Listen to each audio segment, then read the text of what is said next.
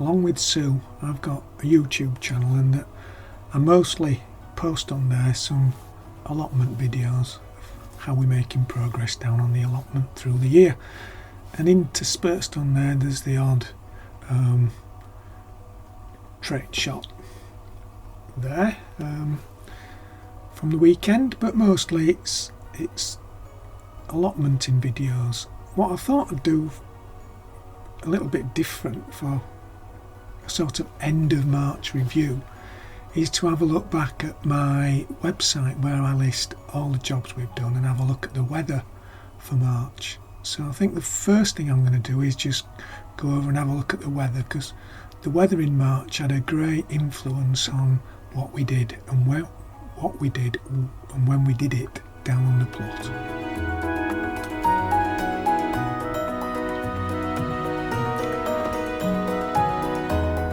So this is the annual weather summary for the weather station that sits in our garden at home.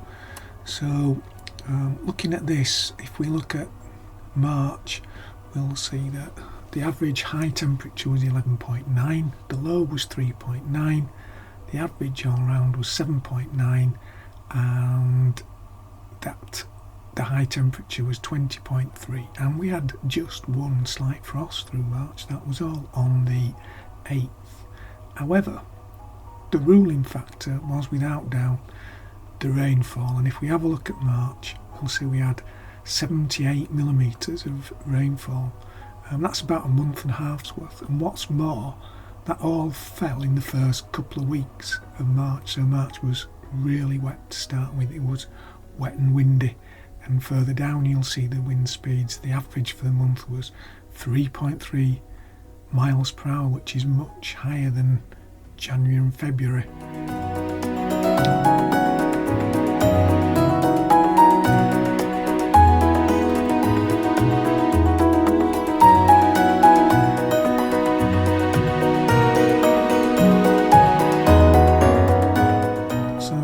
Looking at the rainfall chart for March, you'll see that till the first couple of weeks it climbed up to that level of 78, and then for the last couple of weeks we had some much better weather and no rain. So the first 18 days we had some rain, then from the 18th to the end of the month it was pretty dry. Temperature wise, in the first 2 or 3 weeks of the month we didn't have much above average, but then we had some nice days in this much drier spell at the end of the month.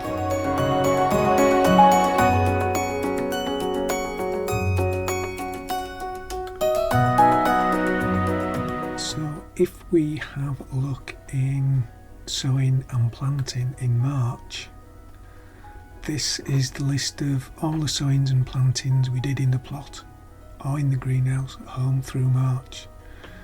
So on the 7th of March we got our early brassicas from DT Brown, Calabrese, cauliflower and cabbage. The varieties, they were potted on in the greenhouse, as in the little picture there.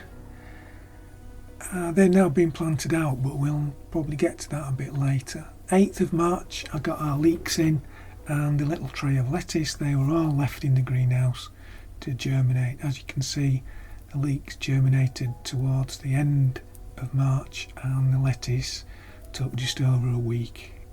The leeks were planted in modules, and the lettuce in this little one of about 15 plants.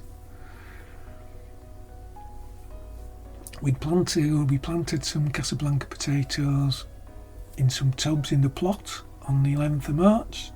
It came through on the 26th. And the plan is they'll stay in the greenhouse for a while before being moved out. 17th of March saw our first early runner beans planted, trying something new, Demonica this year. They've been in the greenhouse. They were through on the 2nd of April, or most of them were through on the 2nd of April. They are still in the greenhouse. This was our experiment with celery, which we saw on YouTube, and this one's growing reasonably well. We also moved some sweet rocket around on the plot. That's these plants, or one of the plants in the foreground going off down there. On the 24th we got our onions into the plot. They were sown through weed control fabric in slits in the weed control fabric, and there's no signs of any of those shooting just yet. 24th of March, so our cauliflowers go out onto the plot. They're now covered in Enviromesh. 25th, very late, but our usual sowing time for sweet peas, and all our varieties have gone in. None have germinated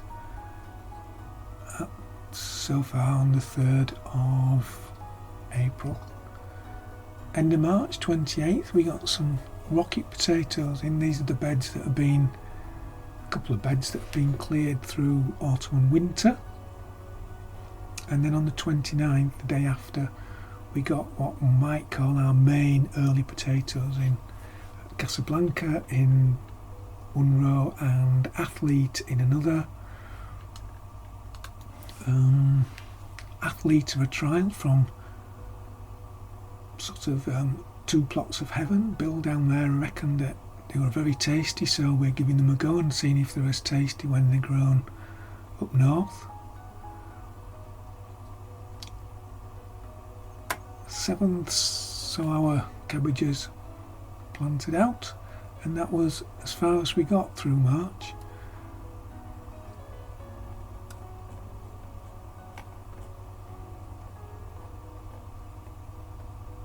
Now we can have a look at what we harvested in March as well. It's not a good month for harvesting veg. As you can see, 2nd we harvested some cabbage, carrots, our first couple of sprigs of purple sprouting broccoli, and we harvested some sprouts just to try. They were the last lot, I think, of sprouts that we picked.